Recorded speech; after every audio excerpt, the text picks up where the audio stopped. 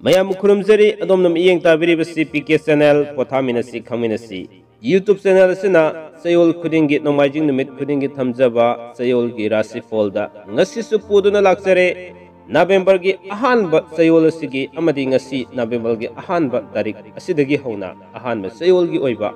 Novembergi Tarik, Tariat Fobugi Oiba, Chayolgi Rashifal, Kudol Tamjage. Loina channel Sigi Maikay Digi, Ngasi, Novembergi Tang Ama Kut Festival Mari Lenana, Kut Festival Mari Lenariba.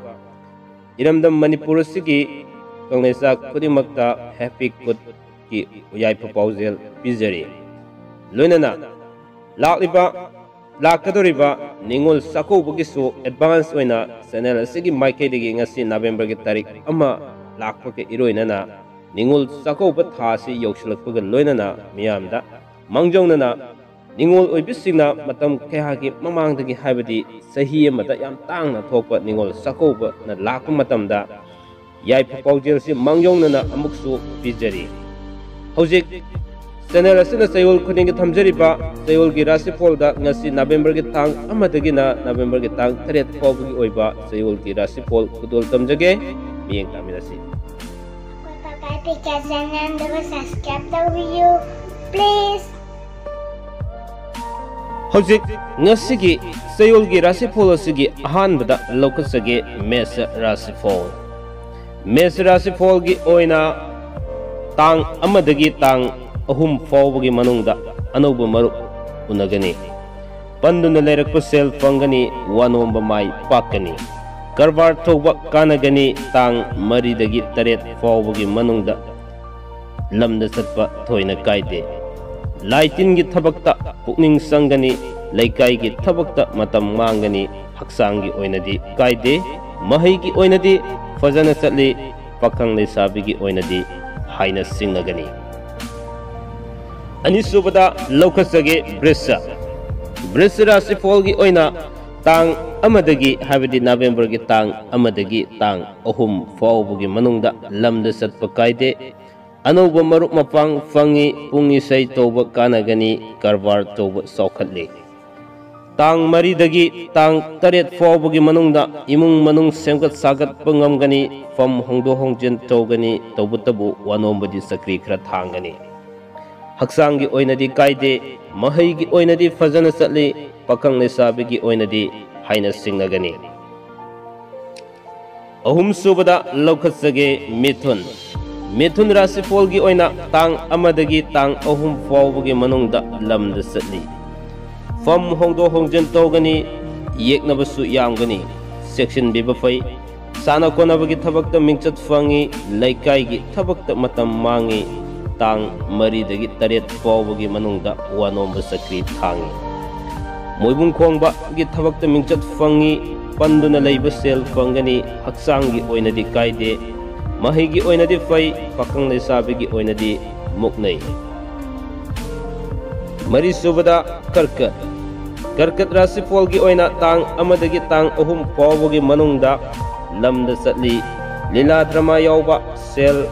amadi mingchat fangani. Fam hongi anoba maruk fangi deva karmagi thabakta pukning khara sangani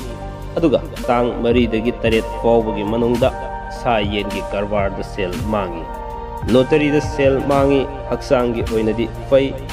mahi gi oinadi fazana satli aduga pakang lesabi gi oinadi haina singnai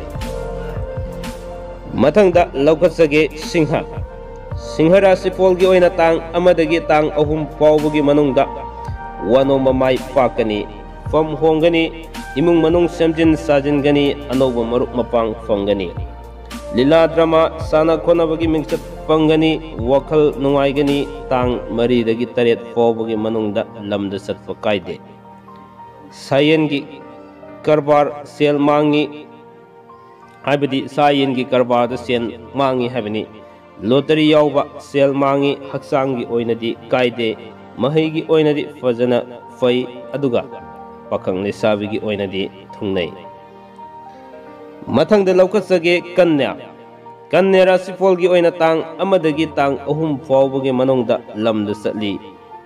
Fam hongi anoba maruk fangi karbar toba kane. imung manung semgat sagatli tang mari dagi taret fawbagi manungda laitin gi thabak ta pukning sangi wano mamai paki sana konabagi thabak ta sel fangi haksang gi oinadi kaide mahai gi oinadi ningba thungde aduga pakang le sabi gi oinasu muknagani tulla Rashifal gi tang amadagi tang ahum fawbagi manungda wakhal sarang nagani anauba maruk fangani sel makong pangani mina sel thawgani ningba kaigani tang mari dagi taret fawbagi manungda anauba maruk fangani wano mamai pakani fam hongani sa sangi karwarda sel mangi haksangi oinadi kaide mahigi oinadi ningba thungde aduga pakang le sabigi oinadi haina singnagani haujik basic ki lokasage tang amadagi tang ahum fawbagi manungda anauba paw tagani fam hongani wakal nungaigani lamda satpa kaide sel makong pali sana konabagi thabakta mingchat fangi tang mari dagi taret fawbagi manungdana panduna laikiba sel kayama fangani imung manung semgat sagatkani aduga famdi awangba thakta kakatpa ngamgani haksangi oinadi kaide mahigi oinadi fajana satli pakang le sabigi oinadi thungnai dhanu Rashifal gi oina tang amadagi tang ahum fawbagi manungda panduna laikiba sel fangani anauba maruk fangani fam hongani lau singubagi thabakta saukhatli lila drama yawba mingchat fangi tang mari dagi taret fawbagi manungda mari mataga punna samin thakminaba fangani lamna satli deva karamada pukning sangi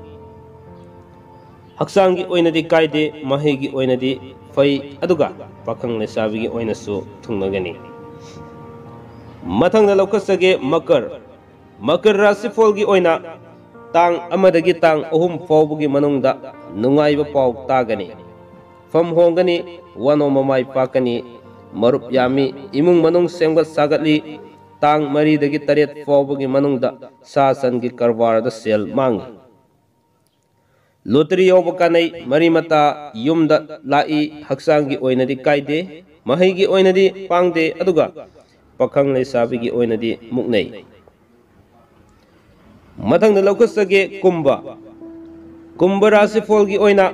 tang amadagi tang ahum fawbagi manungda sel makong pangani mathau singani wakal yamgani kanadaba mafamda sel thadagani pamdaba marup unagani laifam hongani fam kagani aduga tang mari dagi taret fawbagi manungdana lamda satpa kaide imung manung semgat sagatli achobana singna sanbigani aduga lila drama yawba mingchat fangi haksangi oinadi kaide mahigi oinadi fai pakang le sabigi oinadi haina singnai ngasigi November ki tang amadagi na tang taret fawbagi oiba Chayolgi Rashifal asigi aroiba Rashifal da laukhatsage minna Rashifal gi oina tang amadagi taret faw ngakpigani tang amadagi ahum fawbagi manungda karbar toba kanai pungi sei toba sana konabada mingchat fangi fam hongi wano mamai pai tang mari dagi taret fawbagi manungda lamda satpa kaide lau singugi thabakta saukhatli mari mataga punna samin thakminai nungaiba paw tai aduga haksangi oinadi kaide mahigi oinadi mayai oina lei aduga pakang le sabigi oinadi thungnai ngasigi November ki tang amadagi na taret fawbagi oiba Chayolgi Rashifal asi matang aswaida tensin jage mathangi nomajing numitasu anauba Chayolgi Rashifal amaga iroina na miyamna khudol tamjage ngasigi damuktadi loiba fawba tabiba amadi miyeng tabibagi damakta channel asigi maikaidagi ngamkhaletena thagassabaga loinana channel asibu nuksibiduna subscribe tobidribasingna subscribe tobiyu haibu wafamsin nolukna hangasaraga matang aswaida tensin jage punamakpu khurumjari